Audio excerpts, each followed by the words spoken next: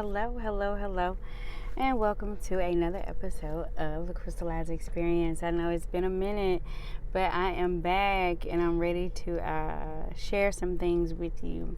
Today, we will be dealing with forgiveness, grieving, and transformation. Quite a few things here at the same time because it's been a minute.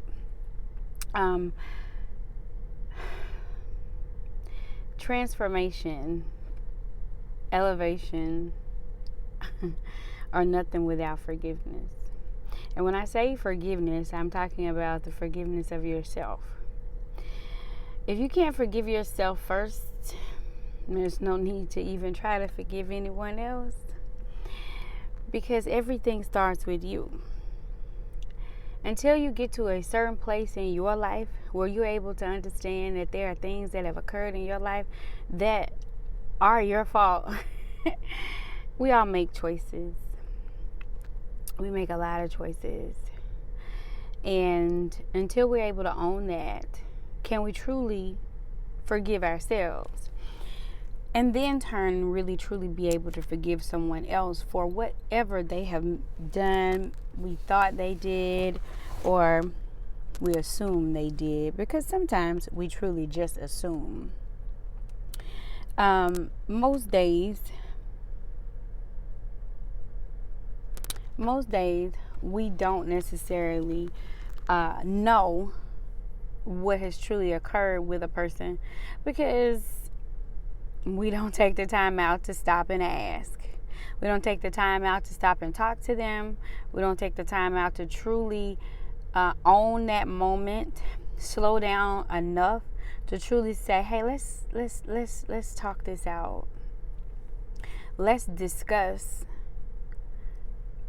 maturely what has occurred so that we can truly actually say what has happened between 2 people, 3 people, 6 people, whoever it may be, so that healing can begin to happen, so that you can own your part, they can own theirs, whoever can apologize. And because if you own it, you've got to learn to forgive yourself for the part of it that you played.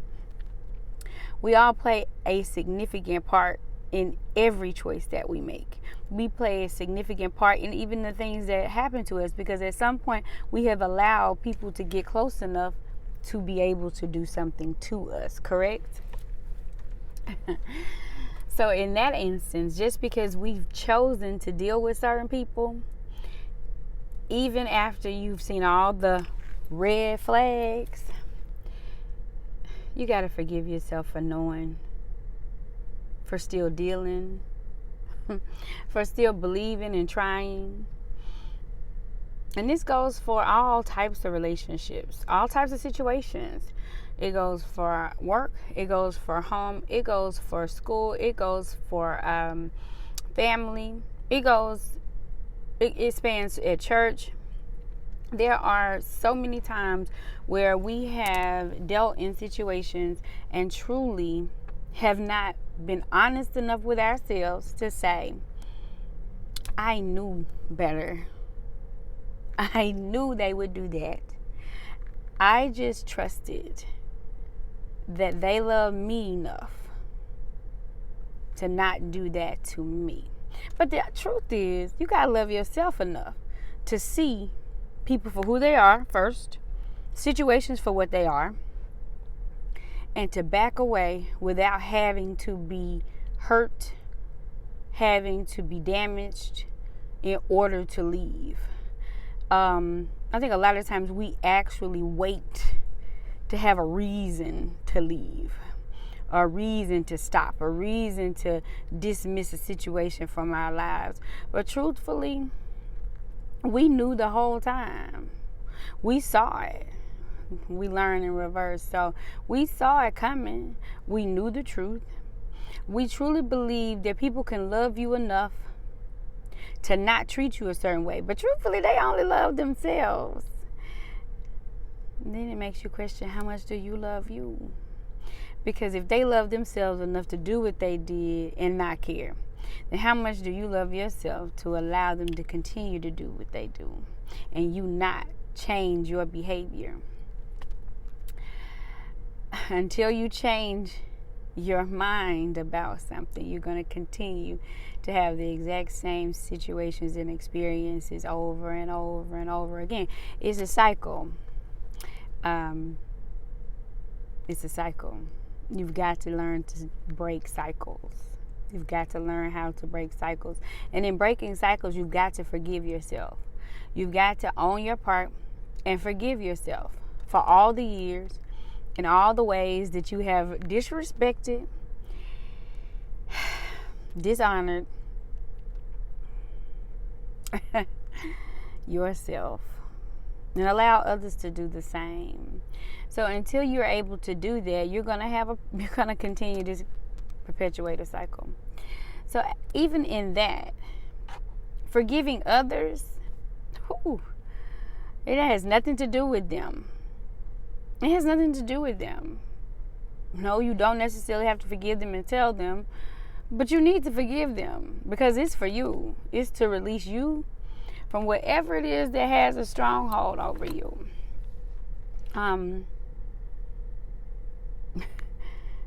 You gotta forgive them. You gotta let it go, and you gotta move on. Because if you don't, you're the only one you're hurting. Because I promise you, they moved on. They're going on and thinking about something else, messing up somebody else's life.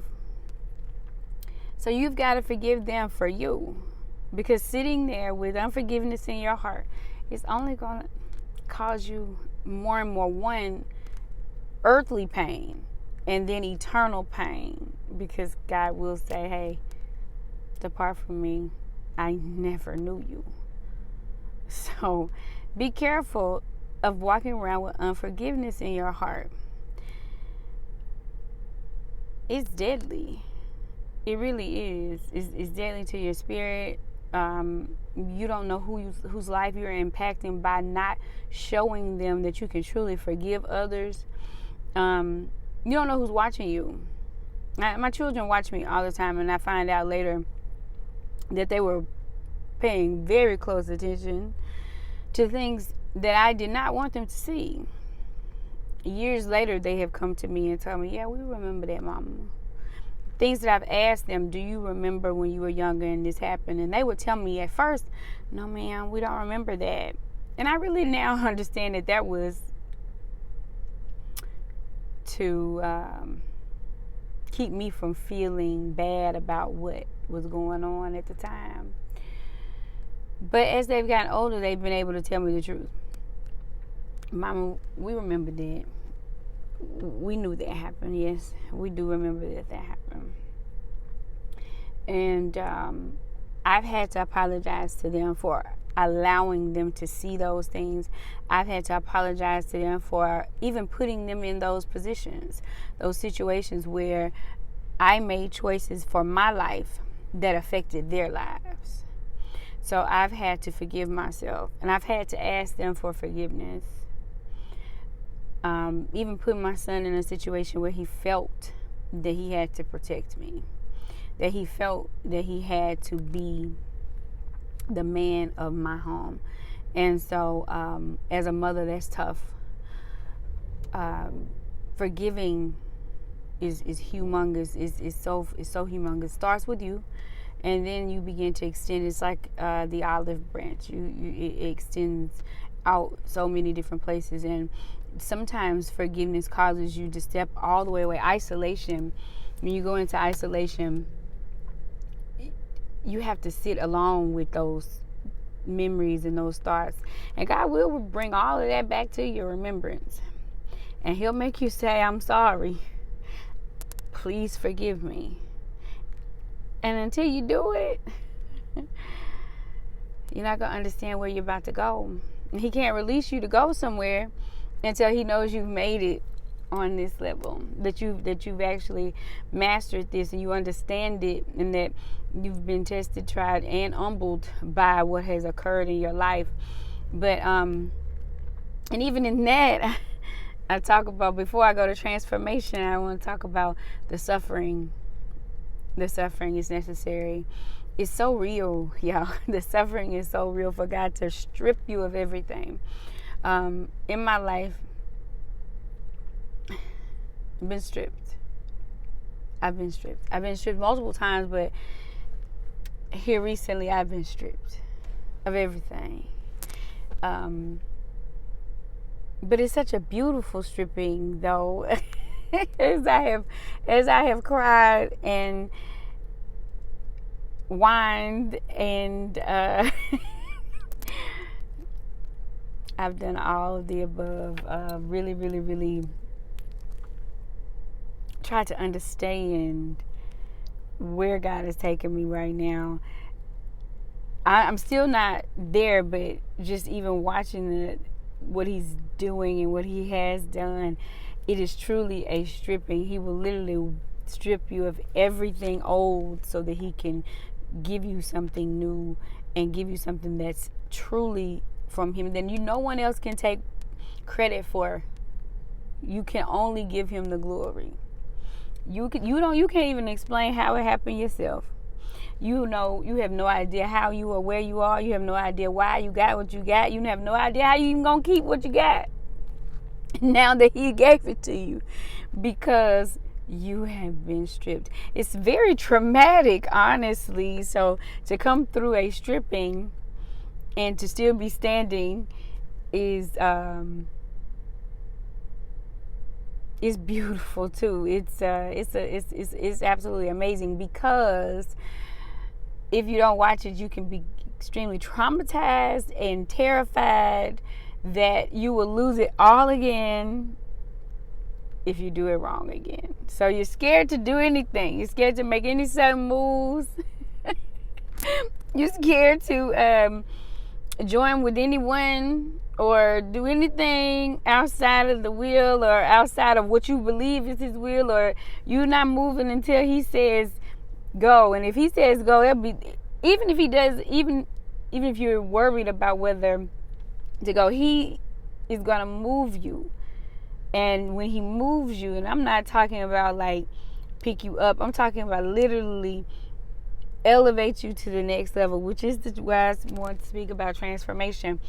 There are moments in our lives where God will truly take multiple situations at the exact same time, and he will just literally elevate you, move you, transform you into an entirely different person, entirely different being. You begin to see life totally differently. You'll begin to see people differently. You'll begin to hear things differently, feel things differently.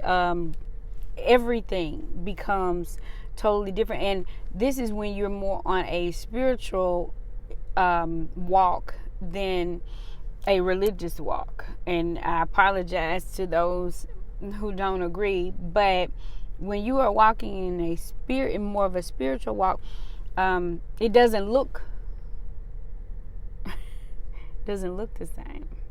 I remember someone told me they're speaking about being in church or being of the church. And as the explanation came out, it said it's not so much that they're upset that you're not at the church, is that you're no longer operating in the idea of what you used to operate in. And that's because I realized that was not effective for where I was trying to go. And so until I get to a place that's effective for where God is taking me, then I need to step out from amongst what I was in so that I could truly allow the Lord to move me the way he wants to move me, because obviously what I was doing was not working. And that's my personal walk. Everybody else has their own. But transformation is an extremely delicate situation. You have to truly see it for what it is. You can't listen to what people say. You have to truly be okay with being alone. You have to truly be okay with feeling, I tell dancers all the time, when you feel like it's wrong, that's probably when you're doing it right. When it don't feel good to you, that's probably when you got it. Because anything that feels good to you ain't always good for you. That's what I found out in my life, is that when it feel good like that, and when it come just like that, and when it's easy, and I don't have to work for it and worry about it, it's just all of a sudden, yeah, it probably wasn't all that good for me. In my experience, most times that it felt real good, yeah, it probably wasn't no good. But when I felt like I was outside of my norm, that's when it's worked. When I knew it was not me, when I couldn't take any credit for it, when I only credit I could give was to the Lord, I knew that was where I was supposed to be.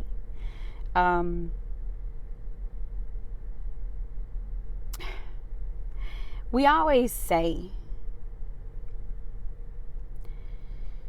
send me, Lord, I'll go, even if I have to go alone. We say it. Woo, we say it. Do you mean it? Because sometimes when he send you, you ain't ready to go yet. But that's when it's time to go. Sometimes when he sends you, you don't want to let go. Some things he takes from you, you ain't ready to let it go. People, places, things, material things. Your flesh ain't ready. But when he's ready, you gotta grit your teeth, bear down, and go. Don't think twice. Go. Move. Because after that, he can trust you with every move that he needs to make. Because he knows that even when you don't want to do it, when your flesh is against it, he trusts that you're going to do what he asks of you. So, just know it's good when you forgive. Make sure you're forgiving yourself. Be mindful of how you move.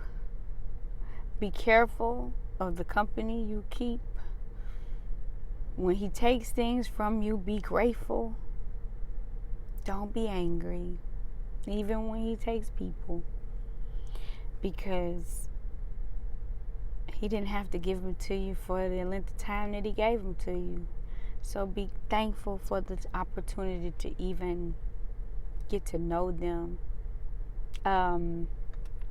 NDRE sings a song that talks about how if you don't even return back to me, I'm just thankful that I even got to know you. I feel like that about many different things. That if I never make it back to that moment, if I never get to see that person again, if I never get to feel that, I'm just grateful that I had the opportunity. He could have chosen many people to do what he asked me to do, but he chose me, and I'm grateful. So, y'all, I love y'all. I love y'all. God is good. He's just. Grieving is tough. I'm feeling some weird feelings right now. Not necessarily weird, but tomorrow it's my daughter's birthday, which she'll be 22, which is a reminder of how many years my mother's been gone. And every year I get a little right before, because I remember what it was like when she was born and my mom was there.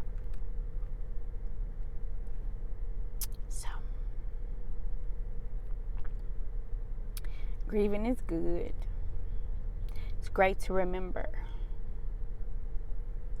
But it ain't the end. I'ma see him again. And we're gonna be good. So look, even this moment, we're gonna take it in moments in our days. Because tomorrow we are gonna have a ball. We're gonna celebrate my baby's birthday. We're gonna bring in the month of May. And we're gonna turn it up because she about to graduate. I have a Bachelor's of Science in Nursing graduate from the Grambling State University on May 12th at 2 p.m. I'm extremely excited and proud. I'm a big old proud mama. As well as I have a son getting ready to go to his internship and for Chevron, an engineering major. Truly a humongous proud mama moment. So I have so much to be thankful for, that the moments that I grieve, they moments, not days. Moments, not weeks. And definitely not months. Not anymore. You saw how that wave just came over? That's what grieving does. It's just like a wave. It comes in like a wave, like a rushing wave. And if you just take a deep breath, you push right on through. With God's grace, push right on through. And I'm thankful. I'm thankful. Thankful to be able to talk about it. Thankful to be able to share it with you. Thankful that you even care to listen. So look, I love y'all. And I'll be back soon. I'm sorry it took me so long, but I had a lot of elevating and transforming to do here over the last couple months. So I had to process it, and I wanted to make sure I brought it to you in excellence. I don't ever want to bring anything before you or before the Lord that is not in excellence. So I had to take the time and let it process. I love y'all. Thank y'all for listening. Moments, not days.